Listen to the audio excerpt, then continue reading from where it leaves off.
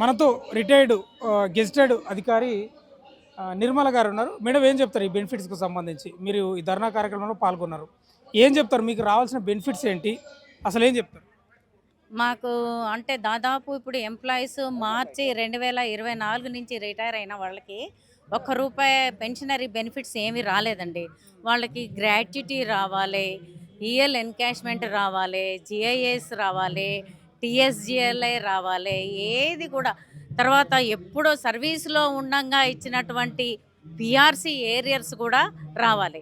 ఎప్పుడు ఒక 5 సంవత్సరాల కింద ఇచ్చినటువంటి arrears at the time of మీరు రిటైర్ అయ్యే రోజున చెల్లిస్తామన్నారు. రిటైర్ అయ్యి కూడా 2 సంవత్సరాలు కావస్తుంది దాదాపు అందరూ.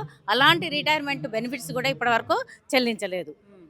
రెండవది ఈఎల్ ఎన్కాష్మెంట్ మేము సర్వీస్లో ఉండగా మేము సంపాదించుకున్నటువంటి సంపాదిత లీవ్ మేము పెట్టుకున్నటువంటిది ఇప్పుడు సర్వీస్లో ఉండగా పెట్టుకున్నటువంటిది ఈ రోజు వరకు కూడా ఒక్క రూపాయి చెల్లించలేదు.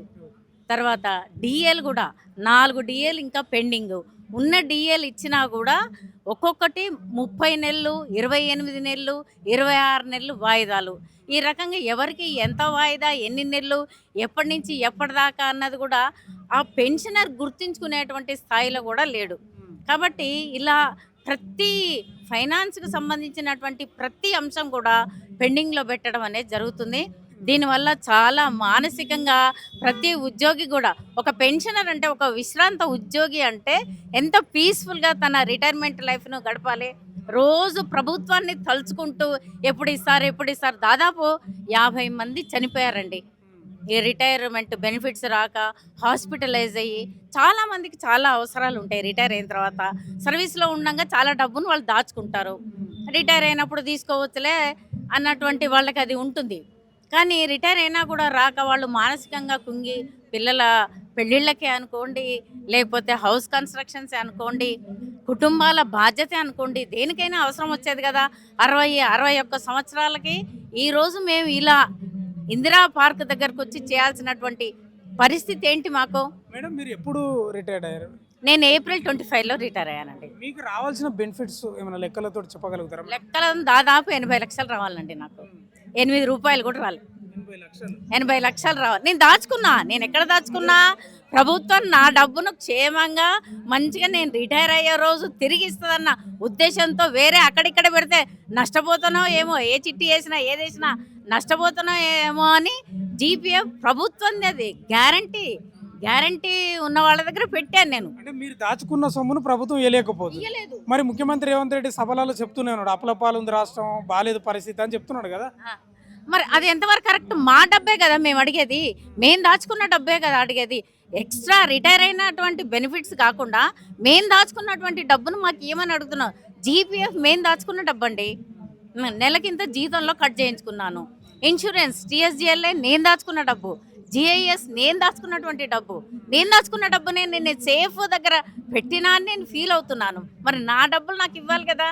మీకు డబ్బులు ఇవ్వాలంటే ఏదో పథకం ఆపాలంట కదా మేడం. మరి దానికి దీనికి సంబంధం ఏందండి? పథకాలు ఆపమని ఎవరు అంటున్నారు? పథకాలు వాళ్ళు సంక్షేమ పథకాలు. మిమ్మల్ని ముఖ్యమంత్రి రేవంత్ రెడ్డి అడుగుతున్నాడు, మీకు ఇవ్వాలి బెనిఫిట్స్ మంచిదే ఇద్దాం, మరి ఏ పథకం ఆపాలో మీరే చెప్పండి అంటున్నాడు మిమ్మల్ని. పథకాలతో పాటు వాళ్ళ దాంట్లో కూడా మమ్మల్ని చేర్చండి, మాకు కూడా ఇవ్వండి. ఇప్పుడు వాళ్ళకి ఎంత ఎలిజిబుల్లో పథకం అందుకోవడానికి మేము కూడా అంత ఎలిజిబుల్. మేము కూడా వాళ్ళు అందుకోవాలి. ఎందుకంటే వాళ్ళు ప్రభుత్వాన్ని నమ్ముకొని ఉన్నారు. వాళ్ళు అందుకోవాలి, మేము కూడా అందుకోవాలండి పెన్షనరీ బెనిఫిట్స్. ధర్నా కార్యక్రమానికి మీరు హాజరయ్యారు, ప్రభుత్వానికి లేకపోతే ముఖ్యమంత్రి రేవంత్ రెడ్డికి ఏం చెప్పదలుచుకున్నారు? గౌరవనీయులైన ముఖ్యమంత్రి గారు తక్షణమే మా ఈ ధర్నా కార్యక్రమాన్ని చూసైనా మీరు స్పందించి వెంటనే మాకు రావాల్సినటువంటి బకాయిలు అన్నీ కూడా చూడండి. ఉమ్మడి ఆంధ్రప్రదేశ్ ఉన్నప్పుడు మొన్న సీఎం గారు అక్కడ సంక్రాంతి రోజున వాళ్ళకి ఒక ఫెస్టివల్ లాగా, మాకు ఏ ఫెస్టివల్ వచ్చినా, దసరా వచ్చినా, దీపావళి వచ్చినా, సంక్రాంతి వచ్చినా ఒక్కలాగానే అనిపిస్తుంది. గతంలో మేము సర్వీస్లో ఉన్నప్పుడు నేను దాదాపు 42 సంవత్సరాలు ఉద్యోగిగా పనిచేశాను. ఏదైనా దసరా వచ్చినా, దీపావళి వచ్చినా, సంక్రాంతి వచ్చినా ప్రభుత్వ కానుక అంటూ ఉండేది. ఇప్పుడు ఏ కానుక లేదు. మొన్న ఆంధ్రప్రదేశ్లో సంక్రాంతి కానుక చూసి నేను చాలా సంతోషించాను. అలాంటి సందర్భం మన తెలంగాణలో కూడా రావాలి. ఎలాంటి పెన్షనరీ బెనిఫిట్స్ వాళ్ళు పొందుతున్నారో మాకు కూడా అవి రావాలి. ఇలా వాయిదాలు పెట్టి చెల్లించొద్దు. 20-30 నెలలు ఎవరుంటారో ఎవరు పోతారో తెలియదు. మొత్తంగా అన్ని బెనిఫిట్స్ ఒకేసారి చెల్లించాలని ముఖ్యమంత్రి గారిని, మంత్రివర్గ సభ్యులందరినీ కూడా కోరుకుంటున్నాను. Thank you madam. మేడం మీ పేరు మేడం? రమాదేవి అండి నా పేరు. మీ డిపార్ట్మెంట్కి సంబంధించి ఎడ్యుకేషన్ అండి. నేను ఎడ్యుకేషన్. స్కూల్ మీరు అసిస్టెంట్. ఎప్పుడు రిటైర్ అయ్యాడు మేడం? మొన్న 25 నవంబర్లో రిటైర్ అయ్యాను. మీ బెనిఫిట్స్ చెప్పగలుగుతారా మేడం సార్? 50 lakhs ఉంటుంది నా బెనిఫిట్స్ అన్ని కలుపుకొని. ఇప్పటి వరకు అంటే ఏమి లేదు. పెన్షన్ కూడా ఇంకా ఈ నెలలో స్టార్ట్ అవుతుంది. మేడం మరి డబ్బులు లేవంట ప్రభుత్వం దగ్గర, ముఖ్యమంత్రి రేవంత్ రెడ్డి చెప్తూనే ఉన్నాడు సభలలో, మరి ఏం చెప్తారు దాని గురించి? డబ్బులు అంటే అండి చేసే మనసు ఉంటే, ఇచ్చే మనసు ఉంటే ఎలాగైనా సర్దురాగలుగుతారు మినిస్టర్ గారు. ఎలాగైనా ఈ పథకాలన్నీ కూడా లోటు బడ్జెట్ ఉన్న గవర్నమెంట్ని ఎలా 2 years నుంచి నడుపుకొస్తున్నారో దాంట్లో మమ్మల్ని కూడా భాగస్వాములుగా చేస్తారని మేము అనుకుంటున్నాము. మేము చాలా ఎంతో నమ్మకంతో కూడా ఉన్నాము. మరి మా నమ్మకాలన్నింటినీ కూడా సారు అసలు ఎక్కడికి లెక్క లేకుండా చేస్తున్నారు. కొద్దిగా ఇప్పటికైనా ఆలోచించి మమ్మల్ని దయదలుస్తారా, లేకపోతే అర్థం చేసుకుంటారా? ఇన్ని రకాల 36 సంవత్సరాలు సర్వీస్ చేసి మేము పిల్లలతోటి 398 స్కేల్ నుండి చేస్తూ మాకు ఎలాంటి లేకుండా చేసి ఇన్ని సంవత్సరాల నుంచి చేసిన మేము దాచుకున్నటువంటి డబ్బు మాకు ఇస్తారని ఆశిస్తున్నాం. అంటే మీపై దయ తలచాలంటే ఏదో ఒక పథకం ఆపాలని మిమ్మల్ని అడుగుతున్నాడు. ఏ పథకం ఆపాలనో చెప్పండి అని మిమ్మల్ని అడుగుతున్నాడు కదా? పథకాలు ఏది ఆపమని చెప్పమండి మేము. ఎందుకంటే మీరు ప్రజల సొమ్ము ప్రజలకు చెందాలి. దాన్ని ఆపమనేటువంటి అధికారం మాకు లేదు, అలాంటివి కూడా మాకు రాదు. కాబట్టి ఏ పథకాలు ఎలా అడ్జస్ట్ చేస్తున్నారో మేము దాచుకున్నటువంటి సేవ్ చేసుకున్నటువంటి డబ్బు మాకు అందజేస్తారని అనుకుంటున్నాము. ఏ పథకాలు ఆపమని చెప్పట్లేము మేము. దాంతోపాటు దీంట్లో ఇప్పుడు ఎలా కష్టపడుతున్నారో దానిలాగానే మాకు మా డబ్బులు జమ చేసిన డబ్బులు ఏ విధంగానన్నా చేయండి. మేడం మీ పేరు మేడం? నా పేరు శోభానండి. ఎడ్యుకేషన్ డిపార్ట్మెంట్ మేడ్చల్ జిల్లా నుంచి. మీరు ఎప్పుడు రిటైర్ అయ్యారు? నేను జనవరి 25లో రిటైర్ అయ్యాను. సో అప్పటి నుంచి నాకు ఓన్లీ పెన్షన్ తప్ప ఏ అమౌంట్ రావట్లేదండి. మేము అడిగేది ఏంది, మేము దాచుకునే అమౌంటే మేము అడుగుతున్నాం. ఇప్పుడు ఏదో బ్యాంక్లో వేస్తే అక్కడ ఉంటుంది, మనకు అవసరం ఉన్నప్పుడు తెచ్చుకుంటాం. ఈ రిటైర్డ్ అయినాక ఎలాగో శాలరీ రాదు, రిటైర్డ్ అయినాక ఈ అమౌంట్ చూసుకున్నా మురిసిపోయి సంతోషంగా ఉంటాం అనేసి మేము మళ్ళీ జమ చేస్తూ వెళ్ళాం. అది ఉంటాం అంతేగాని ఏ పథకాలు మేము ఆపమన్నట్లే. మా డబ్బులే మాకు ఇవ్వండి. మరి అప్పుల పాలు ఉంది రాష్ట్రం అని పదే పదే చెప్తున్నాడు కదండి. అప్పులకు అది సంబంధం ఉందని మేము దాచుకునే కదా, మా డబ్బులు ఎక్కడ పోయినాయి? మరి నువ్వు అప్పులు అంటున్నావు కరెక్టే, కానీ మా డబ్బు ఏమైంది? మేము జమ చేసుకునే డబ్బు ఏమైంది? మేము అడిగేది అది. మేము జమ చేసుకునే డబ్బులే మాకు ఇవ్వండి. మీ దగ్గర నుంచి మాకు న్యాయ పైసా అవసరం లేదు. మేము ఏవైతే పొదుపు చేసి నాకు 3 పిల్లలండి, అది ఫస్ట్ టైం పెట్టారంటే కంపల్సరీ శాలరీలో ఇంత పర్సంటేజ్ అందులో వేయాలి జీపీఎఫ్లో.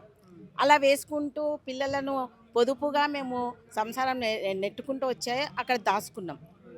మా పైసలు మాకు ఇవ్వమంటున్నాం అంతేగాని మేము వేరే ఏమీ ఆపమనట్లేదు, ఏవి మాకు ఎక్స్ట్రా ఇవ్వమన్నట్లేదు. మా డబ్బులు మాకు ఇవ్వాలి. గతంలో ఒకసారి అడిగిండు, అసలు మీకు బెనిఫిట్స్ ఇవ్వాలంటే కోట్ల వ్యవహారం, అది ఏ పథకం ఆపని మీరే చెప్పండి, సలహా ఇవ్వండి అంటున్నాడు కదా. అదేనండి మేము అడిగేది. గవర్నమెంట్ సొమ్ము మేము అడగట్లేగా, మేము దాచుకునే డబ్బే. మరి డబ్బులు లేవనుకుంటానే ఈ అందాల పోటీలకు అన్ని ఖర్చులు పెట్టారు కదా. ఇప్పుడు డబ్బులు లేవన్నప్పుడు చూసి ఇప్పుడు మనం ఇంట్లో ఒక పెద్ద రకం ఉందండి, మనం ఎంత డబ్బు ఉందో దాన్ని పొదుపుగా వాడుకుంటూ ఇల్లుని నెట్టుకుంటూ వస్తాం. సో ముఖ్యమంత్రి గారు కూడా ఉన్న డబ్బునే పొదుపుగా చూసుకుంటూ మాకు ఇటు సంతోషపెడుతూ విడతల వారిగా ఇస్తారంట మీకు. సార్ ఇన్స్టాల్మెంట్లు అంటే ఒక 10th క్లాస్లో ఒక లెసన్ ఉంది, ఇన్స్టాల్మెంట్లో కొంటే ఏమవుతుందో అనేసి. పిల్లలకి అది మేము నేర్పించి వచ్చాం. ఇన్స్టాల్మెంట్లు పోవద్దు. ఇప్పుడు పోనీ ఆ ఇన్స్టాల్మెంట్లు అన్నీ ఇస్తున్నారంటే అవి లేదండి. ఫస్ట్ DA 17 ఇన్స్టాల్మెంట్ అన్నాడు, 3 ఇచ్చారు, మిగతా 14 ఇంతవరకు లేవు. తర్వాత 28 ఇన్స్టాల్మెంట్, అది ఒక్కటి కూడా పడలేదు. మొన్న 30 అన్నారు, ఇప్పుడు ఫిబ్రవరి నుంచి స్టార్ట్ అవుతుంది. మరి మేము ఈ ఏజ్లో ఏవని గుర్తుపెట్టుకుంటాం? ఏ ఇన్స్టాల్మెంట్ ఎప్పుడు వస్తుందో కూడా మాకు తెలియట్లేదు. అసలు ఎక్కడ రాసి పెట్టాలి, ఏంటిది, ఈ ఉన్న టెన్షన్లు పడాలన్నా ఈ ఇన్స్టాల్మెంట్లు చూసుకోవాలి, మాకేం అర్థం కావట్లేదు. ఇచ్చేది ఏదో ఒక 3-4 పెట్టండి ఇన్స్టాల్మెంట్స్. 30 ఏందండి? 30 అంటే 3-4లో మిగతా అన్ని అమౌంట్ అంతా ఇచ్చినా ఓకే. అండ్ జస్ట్ ఈ 30 ఇన్స్టాల్మెంట్లకు వెళ్ళి 3 కుదించండి అంతేగాని 30, 27, 28 ఇలా అయితే ఇంకా 5 DAలు వచ్చేవి ఉన్నాయి. మళ్ళీ అవి ఇంకెన్ని ఇన్స్టాల్మెంట్లు పోతాయి? 17 నుంచి 28 పోయింది, 28 నుంచి 30కి పోయారు. ఇప్పుడు నెక్స్ట్ వచ్చేది ఏవే మరి 50 months పోతుంది ఏమో తెలియదండి. మీ పేరండి? నా పేరు బుచ్చే, గజిటెడ్ హెడ్ మాస్టర్ రిటైర్ అయ్యాను నేను.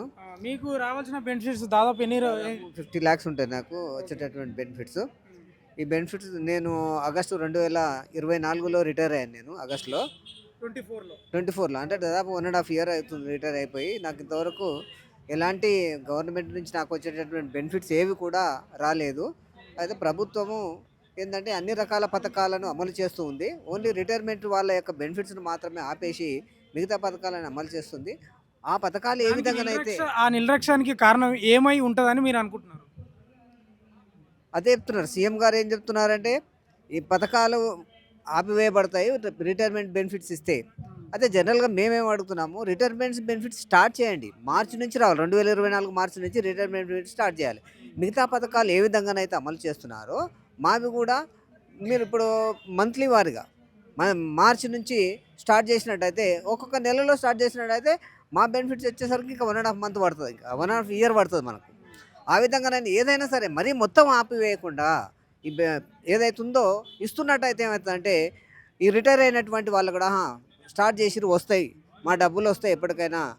అసలే స్టార్ట్ మార్చి నుంచి స్టార్ట్ చేయకపోతే 2024 మార్చి నుంచి ఇంకా ఎప్పుడు వస్తాయి అనేటటువంటి కలత చోటు చాలామంది కూడా మరి చనిపోతున్నారు. 50 మంది చనిపోయారు. ఎందుకంటే రిటైర్మెంట్ అయితే ఇల్లు కొనుక్కోవడమో, పిల్లల పెళ్ళిళ్ళు చేయడమో, రకరకాలైనటువంటి ఎస్టిమేషన్స్ వేసుకొని ఉంటారు రిటైర్మెంట్ వాళ్ళు. ఆ విధంగా మరి ఈ డబ్బులు రాకపోయేసరికి చాలామంది కూడా హార్ట్ ఫెయిల్ అయ్యి కూడా చనిపోయినటువంటి ప్రభుత్వం వాళ్ళు. చెప్తున్నది, ముఖ్యమంత్రి రేవంత్ రెడ్డి చెప్తున్నది ఏంటంటే, మీ మీద ప్రత్యేకమైన కోపమో లేకపోతే అదేం లేదు, కానీ అప్పుల పాలు ఉంది, నన్ను ఏం చేయమంటున్నారు, ఏ పథకం ఆపాలనో మీరే చెప్పండి అని మిమ్మల్ని అడుగుతున్నాడు కదా. అవును, మేము పథకాలు ఆపమని చెప్పట్లేదు. ఆ పథకాలు ఏ విధంగా అమలు చేస్తున్నారో మాది కూడా అందులో ఒకటి పథకం అనుకొని దాన్ని కూడా ఇంప్లిమెంట్ చేయండి. లేకపోతే ఇప్పుడు 1.5 ఇయర్ నుంచి బెనిఫిట్స్ చేయలేదు కదా, 1.5 ఇయర్ అందరికి ఒకేసారి ఏమని కోరట్లేము మేము. ఎందుకంటే 24 మార్చి నుంచి ఇచ్చేటటువంటి బెనిఫిట్స్ ఏవైతే 2 నెలలో 3 నెలలో ఒకటారు స్టార్ట్ చేసినట్టయితే ఆ నెలలో ఎంతమంది రిటైర్ అయితే అంతమందికి ఒకేసారి అమౌంట్ కనుక వచ్చినట్లయితే వాళ్ళు దేనికన్నా యూజ్ చేసుకుంటారు. విడతల వారికి ఇస్తే ఏమవుతుంది, వచ్చినవి ఖర్చు అయిపోతాయి. వచ్చేటటువంటి వాటి కోసం చూస్తాము, ఎక్కడ ఒక్కదాని కూడా ప్లాట్ కొనడమో, ఇల్లు కొనడమో, పెళ్లి చేయడానికి కూడా పనికి రాకుండా పోతాయి. కనుక దయచేసి ఇచ్చేటటువంటి అమౌంట్ ఒకేసారి ఇవ్వాలి. తర్వాత మీరు ముందు మా బెనిఫిట్స్ అయితే స్టార్ట్ చేయండి. స్టార్ట్ చేసినట్టయితే మాకు నమ్మకం కలుగుతుంది ప్రభుత్వం మీద చేస్తారని. కనుక ఇంకా మమ్మల్ని ధర్నాలు చేయకుండా మమ్మల్ని కర్ణిస్తారని చెప్పి సీఎం రేవంత్ రెడ్డి గారిని కోరుతున్నాను నేను. ఓవరాల్గా ఇది ఈ మహాధర్నాకు హాజరైనటువంటి రిటైర్డ్ ఎంప్లాయీస్ కోరుతున్నది ఒకటే, మా బెనిఫిట్స్ ఏవైతే ఉన్నావో అవి 100% చెల్లించాలి. మా డబ్బులు మాకు చెల్లించడానికి బాధ ఎందుకు? గతంలో ముఖ్యమంత్రి రేవంత్ రెడ్డి అసలు ఏ పథకం ఆపాలని చెప్పిన దానికి కూడా వాళ్ళు చెప్తున్నది ఏంటంటే, ఏ పథకం ఆపొద్దు సుమా, ఏ పథకం ఆపొద్దు, అన్ని పథకాలు ఇచ్చినట్టే మా పథకం ఇది ఓ పథకం అనుకోండి, మాకు కూడా ఈ డబ్బులు ఇవ్వండి. ఇప్పటికే 50 పైచీలకు రిటైర్డ్ ఉద్యోగులు చనిపోయారు. మీరు విడతల వారీగా ఇస్తే అవి దేనికి పనికిరావు. ఓ ఫ్లాట్ కొనుక్కోవడానికో, లేకపోతే ఏదైనా ఆస్తులు కొనుక్కోవడానికో, లేకపోతే ఇంకేదైనా ఏ దానికి రావు. విడతల వారీగా కాదు, 100% ఒకటేసారి మాకు చెల్లించాలనేది ప్రధానంగా ఇందిరా పార్క్లో ఈ ధర్నాకు హాజరైనటువంటి రిటైర్డ్ ఉద్యోగస్తులు చెప్తున్న పరిస్థితి కనిపిస్తూ ఉంది. చూద్దాం, కాంగ్రెస్ సర్కార్, రేవంత్ రెడ్డి సర్కార్ ఏమైనా దిగొస్తుందా, దీనిపై ఏమైనా స్పందిస్తుందా, వేచి చూడాల్సిన అంశం అయితే ఉంది. వీడియో జర్నలిస్ట్ పాషతో భాను, ఇందిరా పార్క్.